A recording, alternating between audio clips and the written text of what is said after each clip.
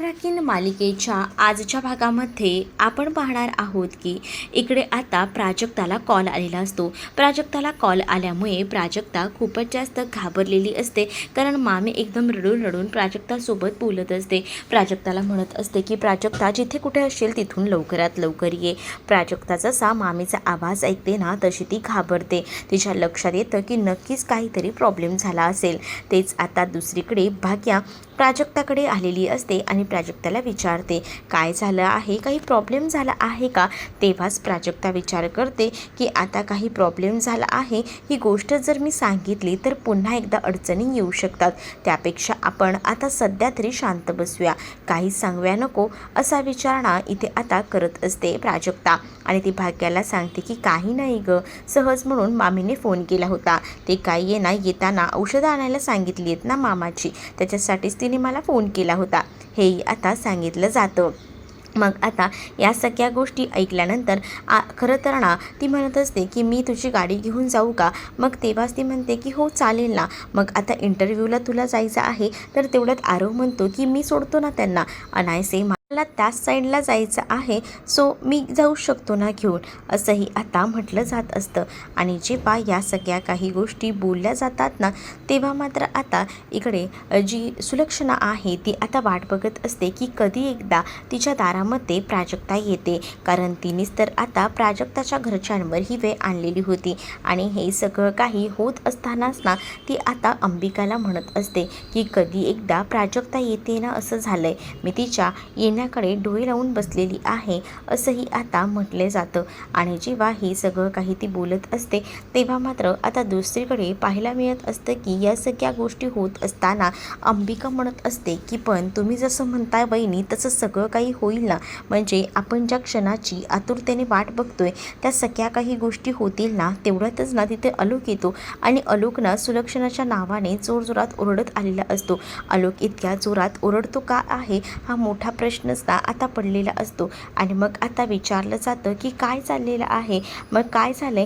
तेव्हाच ना तिकडे आता प्रीती आणि त्यासोबत श्रेयसही येतो. खरं तर त्यांनीच हे मोठं षडयंत्र जमवून आणलेलं होतं आणि त्यांच्यामुळे आता या सगळ्या काही गोष्टी आलोकला कळल्या होत्या.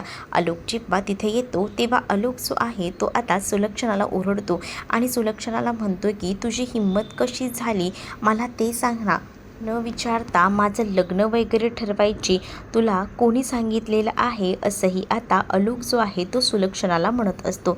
त्यावर सुलक्षणा म्हणत असते की तुझं लग्न झालं की सगळ्या काही गोष्टी चांगल्या होतील, यावर माझा पूर्णपणे विश्वास आहे आणि म्हणूनच तुझं लग्न आपण करून टाकूया, असंही सुलक्षणा आलोकला बोलत असते. आलोक म्हणत असतो की माझ्या आयुष्याचं ऑलरेडी वाटोळं झालं आहे आणि मग आता तुला काय त्या मुलीच्या आयुष्याची राखरंगोळी करायची आहे का, मी कोणत्याही मुलीसोबत लग्न करणार नाही आहे. त्यावर आता सुलक्षणा आलोकला समजवायचा प्रयत्न करत असते. आलोकला म्हणत असते की तुझे हे अँगर इश्यू जे आहेत ना त्यामुळेच मला असं वाटतं की तुझे हे अँगर इश्यू कमी व्हायला हवेत आणि तू जेव्हा लग्न करशील तेव्हा ह्या सगळ्यावर नियंत्रण राहील असं मला वाटतं आणि त्यामुळेच तू लग्न करावं. एकदा का आयुष्यात एखादी मुलगी बायको आली ना की सगळं काही नीट होतं, असंही आता इकडे आलोकला सुलक्षणा सांगत असते. तर सुलक्षणावर आलोक चिडतो आणि मी लग्न वगैरे करणार नाही आहे, मी तुला आधीच सांगतो, हा माझा निर्णय फुल अँड फायनल आहे, असंही तो आता म्हणत असतो. त्यावर सुलक्षणा त्याला म्हणत असते की जेव्हा तू लग्न करशील तेव्हा सगळ्या काही गोष्टी शांत होतील, तू जे काही चिडचिड करतोय ती सुद्धा बरी होईल. पण तेव्हाच ना आलोक म्हणत असतो की माझ्या आयुष्याचे जे काही निर्णय आहेत ना ते सगळे काही मी घ्यायला सक्षम आहे, तुम्हाला या सगळ्या निर्णयांबद्दल सांगू नकोस की काय करायचं आणि काय नाही ते, असंही आता बोललं जात असतं. आणि जेव्हा या सगळ्या काही गोष्टी बोलल्या जातात ना तेव्हा मात्र आता सुलक्षणा आलोकला उदाहरण देऊन समजवत असते आणि ते त्याला सांगत असते की लग्न झालं ना की माणसाचं आयुष्य खूप जास्त बदलतं, तू बघ ना विचार करून. पण आता तेव्हाच ना तो म्हणत असतो की मी बघतोय ना तुझं लग्न झाल्यापासून तुझं आयुष्य किती बिघडलंय ते, खूप बघतोय मी. तुझ्या आयुष्याची जी काही राखरांगोळी झाली ना ते मला सगळं कळतंय. आणि मग तेव्हाच ना प्रत्येक वेळेला या सगळ्या गोष्टींचा माझ्या ह्याच्यावरच तू का वितर्क लावतोस? नको असा विचार करूस. सगळ्यांच्याच बाबतीत असं होतं असं नसतं ना रे, असंही आता म्हटलं जात असतं. पण इकडे सुलक्षणाचं जेव्हा तो आता सांगत असतो ना तेव्हा सुलक्षणाही चकित झालेली असते. तेव्हा सुलक्षणाला म्हणतो की अगं मला तू सांगतेस का की ह्या सगळ्या काही गोष्टी कशा करायच्या, काय करायच्या ते ते तू मला नको सांगूस. मला कळतं मी काय करायचं आहे आणि काय नाही ते. त्यामुळेच ना तू मला काहीही सांगू नकोस. जे काही करायचं आहे ना ते माझं मी बरोबर करेन. त्यामुळे तू ना कोणतेही विचार वेगळे करू नकोस असंही आता म्हटलं जातं. तेव्हाच आलोकने एवढा ठामपणे निर्णय सांगितलेला असतो ना त्यामुळे पुढे ना इकडे आता सुलक्षणाला काहीच बोलता येत नसतं. पण सुलक्षणाने ठरवलेलं असतं की या आलोकचं काही देखील ऐकायचं नाही आणि आपण जे ठरवलं आहोत की प्राजक्तासोबत ह्याचं लग्न लावायचं त्या विचारावर ठाम राहायचं. या सगळ्यामध्ये ना प्रीती आपल्या मोबाईलमध्ये व्हिडिओ बनवत असते. प्रीती आता जेव्हा मोबाईलमध्ये व्हिडिओ बनवते तेव्हा ती एकाच डोळ्याने इथे आता श्रेयसकडे बघून इशारे करत असते. श्रेयस तर आता तापलेला असतो. श्रेयसही म्हणत असतो की परफेक्ट. मग तेव्हाच आलोक आता सुलक्षणावर आवाज चढवतो आणि सुलक्षणाला म्हणतो की तू जरी माझ्या आयुष्याचे निर्णय घ्यायला सक्षम असलीस ना तरीसुद्धा मी माझ्या आयुष्याचे जे काही निर्णय आहे ना ते घेईन. तू माझ्या आयुष्यात ढवळाढवळ करू नकोस. आणि राहिला प्रश्न या सगळ्या गोष्टीचा तर मी माझ्या आयुष्यात काय करायचं ना ते मी बघतो. त्यामुळे तू ह्या सगळ्यामध्ये मध्ये मध्ये येऊ नकोस असं देखील आता सांगितलेलं असतं. आलोकने आता सुलक्षणावर आवाज चढवून जो काही आता आपली मतं असतात ती तिच्यासमोर आता मांडलेली असतात आणि त्याने लग्न नाही करायचं हे सुद्धा ठामपणे सांगितलेलं असतं. आणि आता त्याचे हे सगळे निर्णय ऐकून ना खूप मोठा धक्काच ना इकडे असणाऱ्या या सुलक्षणाला बसतो. सुलक्षणा आता त्याच्याकडे पाहू लागते. सुलक्षणा म्हणत असते की आलोक आधी शांतपणे विचार कर. सगळ्या काही गोष्टी एकदम शांतपणाने घे. पण आता आलोक कुठे ऐकायला तयार असतो. आलोक काही केल्या ऐकत नसतो. आलोक जेव्हा ह्या सगळ्या काही गोष्टी ऐकत नाही ना तेव्हा मात्र आता क्षणा शांतच बसते. कारण आलोकसमोर काय आवाज करून बोलणार ना. तेच दुसरीकडे आता पाहायला मिळतं की हे दोघंही जण ना आता मात्र खूप जास्त असे खुश असतात आणि दोघंही जण खुश असतात आणि ते आतमध्ये जाऊन आता हसत असतात. आणि जेव्हा ते हसतात ना तेव्हा मात्र आता प्रीती म्हणत असते की बघितलं का तुझ्या बायकोचं डोकं किती फास्ट चालतं ते. तेव्हाच ना तो म्हणत असतो की हो हो बघितलं ना केवढं जबरदस्त दिमाग लावला असतो. अरे मी तर विचारही केला नव्हता की एवढं सगळं घडेल. मग तेव्हा प्रीती म्हणत असते की अरे हे सगळं काही माझ्या हातात आहे. बघितलंच ना कसं हँडल केलं ते. आणि सोबतच आपल्याकडे व्हिडिओसुद्धा आहे. अरे यार कमाल केलीस गो. एवढं सगळं होत असताना मोबाईलमध्ये व्हिडिओसुद्धा शूट केलास. त्या गोष्टींमुळे तर मी अजूनच खुश आहे तुझ्यावर बघ. म्हणजे मी विचारही केला नव्हता. दाखव तो व्हिडिओ असं बोलून श्रेयस आता प्रीतीच्या मोबाईलमध्ये काढलेला तो व्हिडिओ बघत असतो. आणि तो व्हिडिओ एकदम परफेक्ट आहे असंही तो आता प्रीतीला सांगत असतो. प्रीतीवर तो आता खूप जास्त खुश झालेला असतो. तो म्हणत असतो की एवढं भारी काम तर मलाही जमलं नसतं. आणि तो आता तिच्या हाताला किसही देतो. तेव्हाच मग आता हा व्हिडिओ बघत काय बसलेस, पाठवून दे ना त्या प्राजक्ताला. वाट कसली बघतेस. पण आता ती म्हणत असते की वेडा आहेस का, ह्याच मोबाईलवर ना पाठवायच्या म्हणजे आपल्याला काही स्वतःला दाखवून द्यायचं आहे का. हे सगळे पुरावे आपण गोळा करतोय आणि ते देतोय ते. अरे ह्याच्यामध्ये आपलं नाव कुठे यायला नको ना. त्यासाठी मला आता असं वाटतंय ना की आपण दुसरं काहीतरी करायला हवं. म्हणजेच बघ ना आता आपण जे आहेत ना अशा पद्धतीने ना आपण सगळं काही समोर आणू शकतो. पण थोडा वेळ दे. कारण आपण आपल्या मोबाईलवरनं जर पाठवलं तर डाऊट येऊ शकतो. अरे तो तुझा नवीन मोबाईल नाही का, तो पीपीचं सिम कार्ड असणारा तो दे ना. अरे हो, अरे हे तर मी कसं काय विसरलो गं. बरोबर आपण आहे ना त्यावरूनच पाठवूया. आणि तसंही ते सिम कार्डही माझ्या नावावर नाही आहे. म्हणजे कसं आपलं कामही होईल. म्हणजे तो व्हिडिओ प्राजक्तापर्यंतही पोचेल आणि मग सगळंच काम होऊन जाईल. असाही विचार ना आता इथे असणारा श्रेयस करत असतो. तर प्रीतीने आता श्रेयसच्या त्या मोबाईलवर तो जो व्हिडिओ आहे तो सेंड केलेला असतो. तो व्हिडिओ जसा सेंड केला जातो ना तसं तो व्हिडिओ ना लगेचच आता तो सेंड करतो प्राजक्ताला सुद्धा. मग आता प्रीती म्हणते झालंय का काम. मग आता श्रेयसही म्हणतो की हो झालंय ना काम. मग कामामध्ये कोणताही अलगर्जीपणा आपण करत नाही. असलं काम ना आपलं एकदम परफेक्ट असतं असंही तो आता म्हणत असतो. तर दुसरीकडे मात्र आता मामाच्या घरात सगळ्या काही सामानांची अस्ताव्यस्तता सुरू असते. म्हणजे जे सगळं सामान आहे ना ते बाहेर काढून फेकलं जातं. तेव्हाच ना मामी आता म्हणत असते की प्लीज माझा संसार आहे तो असं उद्ध्वस्त करू नका. पण ती माणसं कुठे ऐकतात. ती माणसं एकाही शब्दाने आता ऐकायला तयार नसतात. सगळं सामान इकडे तिकडे फेकून टाकतात. आणि मग तेव्हाच ना आता सगळ्यांनाच काळजी वाटत असते की काय चाललेलं आहे हे. प्लीज प्लीज काही झालं तरी थांबा. पण आता ती लोक ऐकायला तयार नसतात. मामी बिचारी रडत असते, प्रत्येकाला थांबवत असते. पण ती लोक आता मामीचं ऐकत नसतात. मामीचं ऐकत नसल्यामुळे ना आता मामीला सुद्धा टेन्शन येतं. मामी आता इकडे तिकडे त्यांच्याकडे पाहत असते आणि त्यांना विनवणी करत असते. पण ती माणसं आता सुलक्षणाच्या सांगण्यावर ना हे सगळं काही करत असतात. त्यांचा जो बॉस आहे तो बाहेर बसलेला असतो. त्याला ना आता कौस्तुभ म्हणत असतो की मला माहिती आहे माझ्याकडनं चुका झाल्यात, पण माझ्या चुकीचा त्रास ना प्लीज आता इतरांना देऊ नका. प्लीज ना ह्या सगळ्यांना बाहेर काढा. प्लीज मी तुमच्याकडे विनंती करतो. मामासुद्धा आता अक्षरशः बाहेर बसलेले असतात. त्यांनाही कळत नसतं की काय करावं. कालच हॉस्पिटलमधून मामांचं ऑपरेशन झालेलं असतं आणि ते घरी आलेले असतात आणि आज त्यांना हे दिवस बघायला भेटत असतात. मामी तर आता रडून रडून धुमाकूळ घालत असते, कारण तिचा संसार तिच्या डोळ्यासमोर उद्ध्वस्त होत असतो. काही झालं तरी राहायला घर होतं, जरी पैसे नसले तरी, पण आता राहायला घरसुद्धा नसल्यामुळे मामी आता खूपच जास्त रडत असते. मामी जेव्हा आता रडते ना तेव्हा मात्र आता त्या माणसाच्या पायासुद्धा पडत असते. त्या माणसाला सांगत असते की प्लीज ना प्लीज असं करू नका असं बोलून ती आता विनवणी करत असते. पण तो माणूस आता मामीचं ऐकायला तयार नसतो. तो मामीला सांगत असतो की तुझ्या मुलाला आधी मला पैसे द्यायला सांग. तो जेव्हा मला पैसे देईल ना तेव्हा मी पुढचा विचार करेन त्याला बाहेर सोडायचं की नाही. मग बघ विचार कर, पैसे कधी देतोय त्याचे. मग तू सांग मला की कधीपर्यंत पैशांची सोय होईल. मग मी थांबायला तयार आहे असंही आता म्हटलेलं असतं. मग जेव्हा या सगळ्या काही गोष्टी बोलल्या जातात ना तेव्हा मात्र आता इकडे मामी जी आहे ती रडत त्याला रिक्वेस्ट करत असते आणि म्हणत असते पैशांची सोय ना होईल, मी करते, जसे जमतील ना तसे पैसे करते, पण प्लीज ना मला माझ्या घरात ना लांब करू नका. मला माझ्या या घरात राहू द्या. प्लीज असं करू नका. कालच यांचं ऑपरेशन झालं आहे आणि त्यांना आम्ही घरी आणलं आहे आणि जर तुम्ही आता आम्हाला असं घराबाहेर काढलं तर कसं होणार आहे असं बोलून तिने आता अक्षरशः त्याच्या पाया धरलेलं असतात. पण आता तरीसुद्धा तो माणूस काही ऐकायला तयार नसतो. त्याने सरळ सांगितलेलं असतं की तुम्ही काही सांगा, काही बोला, पण तुमच्या नवऱ्याला आता बाहेरच राहावं लागणार आहे. आता तेवढ्यातच प्राजू आलेली असते आणि प्राजू आल्यानंतर इकडे आता त्या खरं तर ना मामीला जोरात ढकललेलं असतं त्या माणसाने, तर प्राजूने आता सावरलेलं असतं. प्राजू जशी आता तिला सावरते तसं आता प्राजू जी आहे ती म्हणत असते की मामी शांत हो, काय झालं आहे.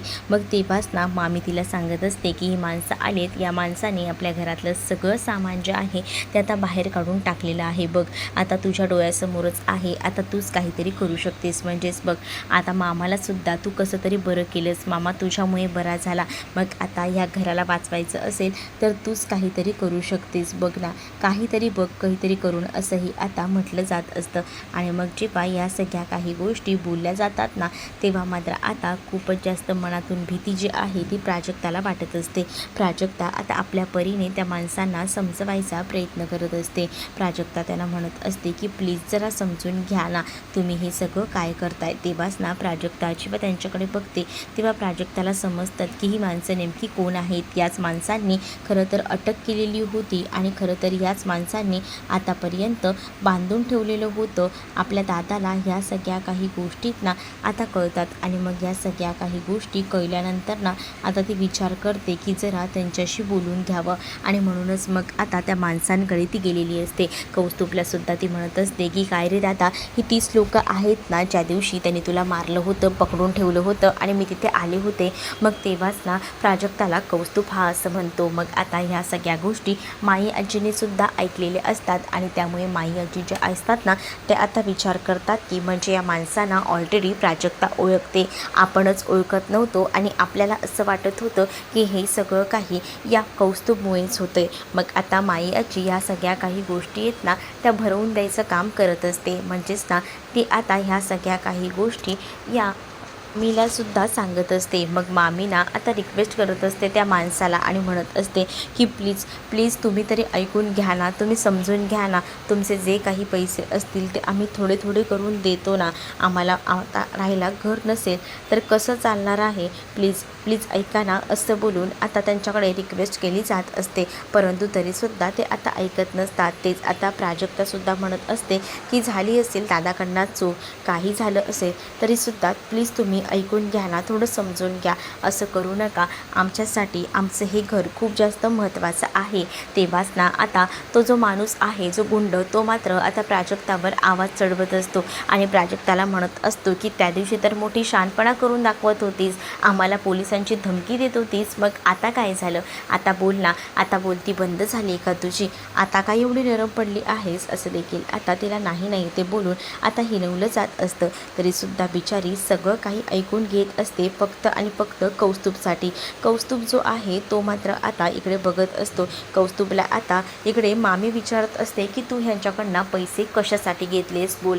मग आता कौस्तुभला भीती वाटत असते की आपण जुगाराचं कसं सांगायचं. मामासुद्धा आता त्याला बोलत असतात की बोल, पैसे तू ह्यांच्याकडनं एवढे कशासाठी घेतले होतेस, जे की हे आपल्याला आता घराबाहेर काढत आहेत. तेव्हाच कौस्तुभ बोलत असतो की खरं तर मला बिझनेस करायचा होता आणि त्यासाठी मी ह्यांच्याकडनं पैसे घेतले होते, असंही आता कौस्तुभ बोलू लागतो. कौस्तुभ जेव्हा ह्या सगळ्या काही गोष्टी बोलतो तेव्हा मात्र आता इकडे खूप मोठा धक्का इकडे असणाऱ्या मामीला बसतो. बिझनेस तर काही केला नाही ह्याने, पण या पैशाची सुद्धा राखरांगोळी केली आणि त्यामुळे आता राहत्या घरात ना आपल्याला बाहेर पडावं लागतंय. प्राजक्तासुद्धा आता त्या माणसासमोर हात जोडते, त्या माणसाला विनंती करत असते की ज्या काही गोष्टी झाल्या आहेत त्या सगळ्या काही प्लीज सोडून द्या आणि आपण या सगळ्या गोष्टी सोडून देऊया आणि प्लीज आपण वाटायला लागूया. ऐका ना माझं, तुमचे जे काही पैसे असतील ना ते मी देईन, पण प्लीज ना असं करू नका, असंही आता म्हटलं जातं. पण तरीसुद्धा ना तो माणूस आता ऐकायला तयार नसतो. त्याने सरळ सांगितलेलं असतं की माझा निर्णय झालेला आहे आणि त्यामुळे ना मी तुमचं काही ऐकणार नाही आहे. तुम्हाला आता या घराच्या बाहेरच मी काढणार आहे. आजूबाजूची माणसंसुद्धा आता घराकडे जमलेली असतात आणि ती आता इकडे तिकडे बघत असतात, कारण आता मामाचं जे नाव आहे ते पूर्णपणे खराब झालेलं असतं. तेच आता प्लीज तुम्ही माझ्या मामाकडे एकदा बघा, मामाचं कालच ऑपरेशन झालं आहे आणि मामाला घरी आणलेलं आहे आम्ही, आणि आज तुम्ही हे सगळं काही आमच्यासोबत करताय, त्यामुळे खरंच ना आम्हाला खूप जास्त टेन्शन आलं आहे. प्लीज थोडं समजून घ्या ना, असं करू नका ना, असंही आता म्हटलं जातं. पण तरीसुद्धा ते कुठे ऐकत आहेत. त्यांनी आता त्यांचा निर्णय घेतलेला असतो आणि तोच निर्णय ते आता सांगत असतात. मग तेव्हाच ना इकडे आता प्राजक्ता त्यांना सांगून सांगून वैतागलेली असते, पण ते काही केल्या आता प्राजक्ताचं सुद्धा ऐकत नसतात. प्राजक्ता बिचारी आपल्या परीने प्रयत्न करून बघत असते. तिला असं वाटतं की निदान आपण काही बोललो तरी आपलं ऐकतील, पण तरीसुद्धा हा माणूस ना काही म्हणून ऐकायला तयार नव्हता आणि त्यामुळेच ना खूपच जास्त टेन्शन जे आहे ते आता प्राजक्ताला येऊ लागलेलं असतं. प्राजक्ता म्हणत असते की तुम्ही जर असं समजून घ्यायला तयारच नसाल तर कशा होतील या सगळ्या काही गोष्टी नीट, म्हणजे मला सांगा ना. खरं तर मी विचारहीच केला नव्हता की हे सगळं काही असं घडेल, पण ह्या सगळ्यामुळे काय काय दिवस बघायला लागत आहेत. मग तेव्हाच ना आता तुम्ही कितीही काही बोला, पण तरीसुद्धा तुम्हाला या राहत्या घरात राहता येणार नाही म्हणजे नाही, कारण आता जोपर्यंत तुम्ही माझे पैसे देत नाही ना तोपर्यंत मी तुम्हाला या घरात काय कुठेच ठेवणार नाही आहे. त्यामुळे माझा निर्णय पक्का झाला आहे.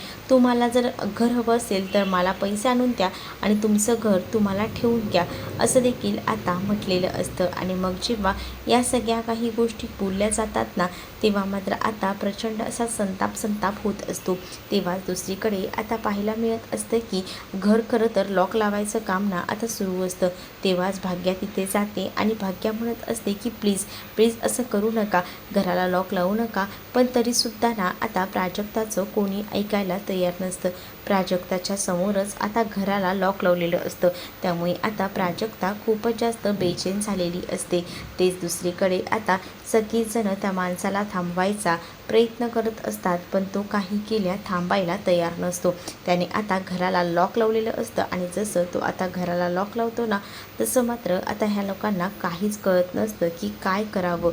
डोकं चालत नसतं, बंद पडलेलं असतं. पण त्या माणसाने सांगितलेलं असतं की तुम्ही मला माझे पैसे द्या आणि मग तुम्हाला तुमचं घर हवं आहे, काय हवं आहे ते घ्या, पण मला माझे पैसे मिळाल्याशिवाय मी शांत बसणार नाही, असं देखील आता सांगितलेलं असतं. आणि जेव्हा या सगळ्या काही गोष्टी सांगितल्या जातात ना तेव्हा मात्र आता त्याला गप्पपणे शांत बसायलाच लागणार असतं. मग तेव्हाच ना इकडे आता घरामध्ये खूप जास्त असे मोठमोठ्याने वाद सुरू असतात.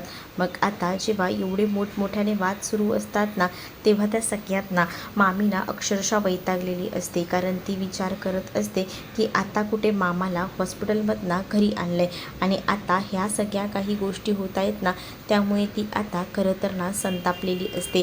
पुढील भागामध्ये पाहायला मिळत असतं की हॉटेलमध्ये तरी राहायला घर आहे का हे बघण्यासाठी आता तिने कॉल केलेला असतो. तेच आता हॉटेलमध्ये सुद्धा रूम भेटत नाही. मग तेव्हाच ना इथे असणारी ही तृप्ती म्हणत असते की तुझ्याकडे असणारे सगळेच पैसे तू तर बाबांच्या ऑपरेशनसाठी लावलेस, मग आता तू कुठून आणणारेस पैसे एवढे सगळे जे की आपण हॉटेलमध्ये राहू शकतो. मग तेव्हाच इकडे प्राजक्ताची वाट बघत बसलेली सुलक्षणा म्हणत असते की कधी एकदा माझी सून येते ना असं मला झालंय. प्राजक्ता कधीही येऊ शकते आणि मला माहिती आहे की ती आली ना तेव्हा सगळं काही ठीक होणार आहे असंही आता म्हटलं जात असतं.